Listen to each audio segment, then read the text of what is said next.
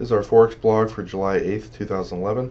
And like most days, you really want to buy the strong pairs versus the weak and sell the weak pairs versus the strong. The yen daily, weekly, monthly trend is down. Clearly it's weaker than the dollar. So starting the day off, you see some weakness here. It's perfectly acceptable to sell the yen against one of the stronger pairs. CAD, strong real time, strong, weekly, monthly trend. New Zealand is the same. Australian is the same. So basically, some of the highest odds trades are trading ones that are weak on all time frames versus the ones that are strong. Let's look at buying the CAD yen starting the day out. Here the price is above the hourly moving average, and our IntelliStop does a good job getting you in here, get you out right here with at 83. You're long somewhere around 69. So it's not a super big profit because the CAD, while the longer term trend was up, it didn't have incredible strength in real time. And then you get a little bit of a pullback here. It's usually safe to wait for a little bit of a pullback. You go long here, and it got you out here with another small profit. Up here, obviously this was a news related drop, and the trailing stop kept you all the way in until right here at 83.51. If you're going to news trade, there's probably nothing better than our FX IntelliStop to get you out of those explosive moves at the biggest point. Also, after increased volatility, usually there's a counter trend move that you can also profit on. If you flipped this and went long somewhere around 52, it had you out somewhere up here. Short again, had you out here, and so forth. Let's look at the Australian yen. Remember, the Australian was extremely strong yesterday, and the day before it gapped, kind of exploded up, went sideways, went up again. So currencies that are up 3 or 4 days in a row, it is, very important to look at a daily chart, and if they are up, 3, 4 days in a row, there's usually less upside potential. But this one also had 2 narrow range patterns in a row. When it broke out right here, you can see the trailing stop got you out pretty much at break even. You didn't lose anything. You got a little bit of a pullback here. You went long. You made a little bit of money on that one. And again, this is the news release. Anytime there's major news that usually causes 50 to 100 pip moves, typically the market's kind of dead before that. So keep that in mind if this is the first blog you've watched of ours. Watch some of the other ones that are on normal days, not right ahead of a news announcement. The Swiss, extremely weak today, one of the weakest ones.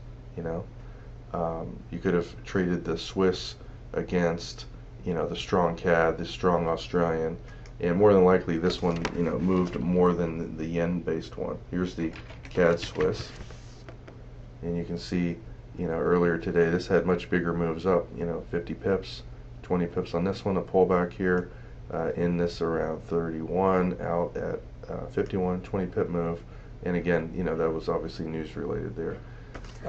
Australian strong, weak Swiss, again these are much bigger pip moves. It's you bought that right here, it went out 50 pips, pullback right here. Even if you got in this around 33, you're out here at 44, not that big a move. In here, out with a small profit here. You usually want to be out of the market right before a news event. That being said, let's look at some of the other currencies and look at just some high probability trades with them. Here, the euro dollar, the trend's down. You have a narrow range pattern here. You might have bought the breakout here, you would have lost. And usually when you see a narrow range pattern like that, breakouts that fail tend to go the other way. When this didn't, and it had a little sideways range right here, you never know what the future is going to hold. The trend of the euro is down, so it's much more likely to go down than up. But it chopped around here for 2 hours. You might have bought this breakout right here, and our intelligent trailing stop got you out with a small profit. I don't know if I would have necessarily flipped there, but when it broke the hourly right here, this is a pretty high probability trade. It had 2 breakouts to the upside that failed, that went nowhere. There was no buyers, and that's a pretty safe place to short, and our trailing stop got you out right at the previous day's low right here around 89. So that's about a 30 pip move. If you lost 5 or 6 pips and even say 10 pips and then made 30, you still made money on both those moves. One of the highest probability trades of the euro today, once it makes the lower low, and the euro I think has been down a few days in a row, this is our Elliott two-wave pullback. You wait for a move up, draw your fibs on it, and usually at the fib target. In this case, it also happens to be a weekly pivot level and hourly moving average. Excuse me. Very high probability place to go short, and you can see the real time it had a lot of strength right here on this bar, a little bit less here, and then the third bar it really had almost no strength at all. So as soon as it broke down, great place to go short, and this trade just kept you in all the way down here somewhere around 46. Let's just round up to 50. You're short at 14. That's a 65 pip drop, and obviously this was a news related reversal at 8:30, and you had incredible strength right here. It's kind of chopping around. It really can go either way. The trend's down. Obviously the news was not good for the US. You have a little wedge pattern right here. If it broke down, obviously you want to trade it on the short side because the longer term trend's down. And if it breaks out after a big move up where it's kind of chopping around, volatility's shrinking, the moves and the momentum is clearly the upside. Look at the much bigger momentum moves up than on the down moves. And that being said, after the news event, this pullback right here, once it didn't have incredible weakness, even less, and almost nothing on this bar. When it broke above, started going back up, that was a pretty decent place to go in. And if you use our trailing stop, it pretty much captured almost every single pip. Got you out right here at the high. So that was a very high probability trade. Let's look at some of the other currencies here. Pound dollar, trend is down, 2 narrow range patterns in a row. You're short right here. Didn't have an astronomical profit, but you had some. And then if you short it again right here, another small profit. This one's, like most currencies, kind of chopping around, waiting for the news announcement. You have a very tight 30 pip range most of the day. If you could, and you have an ECN type broker, get into that breakout right here. It was an explosive trend up. Usually when markets are above the upper containment bands, if you get any kind of double top up there, it came up, pulled back, came up, failed, it's very likely to reverse. That's a pretty high probability counter trend trade. And notice extreme strength, less strength. It's always best to give a strong currency an hour, half an hour to hour and a half, and if you see the momentum die, then it's much safer counter trend trade. Dollar Swiss, this one was above the hourly and kind of was chopping around earlier today. When it broke out right here, pretty high probability trade. Pullback, anytime you see a higher high, a pullback, the weakness disappears, you're in. You can see the trailing stop, got you out, I think, right here at 93. Captured almost every single pip also. And as a manual trader, discretionary trader, you see the previous day's high right here. It's a high probability reversal area, especially since it's above our upper containment band. So that was a pretty high probability trade.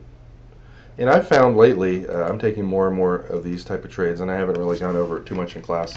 Anytime you have a false breakout that fails, like in this case, here it was a high, it slightly went up, came back down. That's a pretty high probability place to short once it comes back in the range.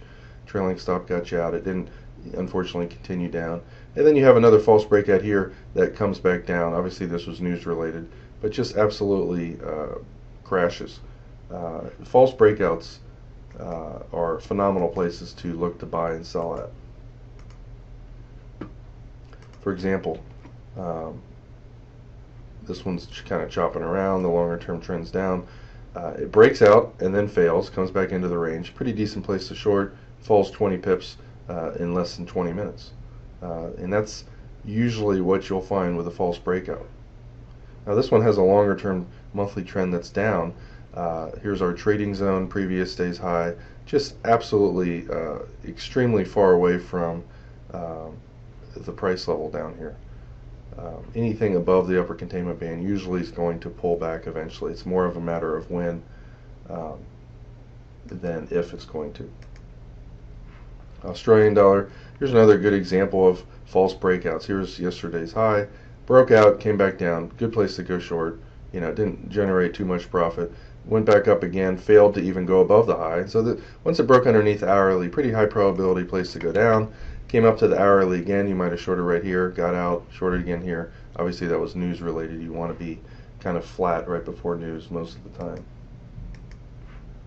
Euro, yen, price was above the hourly and it failed to go above the previous day's high. Unfortunately it didn't have a false breakout because those are much higher probability. But once it broke back underneath the hourly right here and went sideways, one of our systems, any kind of trend down like this that goes sideways for half an hour to 2 hours. I prefer 2 hours. When it breaks down right here, you go short. Trailing stop got you out pretty much, somewhere around 88 right here. And then you had to pull back up after making a lower low. Incredible weakness, no strength on the way up. Very high probability place to go short right here. And again, this was news related. I just want to highlight some of the high probability trades last night. Some of them worked, some of them didn't work. This one, narrow range patterns in a row. If you bought the breakout of this above here, the 20-day moving average is right there. So your odds go down whenever you buy, and a resistance sell area is very close by. I would say 20 pips away is the minimum. It's very risky to buy. You basically would be wanting to wait before the 20-day moving average to get broke out before you buy that. And then above that you have this area right here, which is only a few pips above the 20-day moving average. So it's always best whenever you're trading to find a currency that maybe has the next support resistance area 40 pips away. It's much higher probability. And if all you did was focused on the likely reward versus risk, if you're not making money now, you probably would be after doing just that one change in your thing. Here is an example of a false breakout. Here's the high, made a higher high, and then immediately came right back down. Very high probability place to short. Because traders are long at the time, and they're excited when it breaks out. When it comes back down, somewhere down there, their stops get hit and pushes it down further. That's the main reasoning behind that. And this one's very choppy, kind of waiting for the news.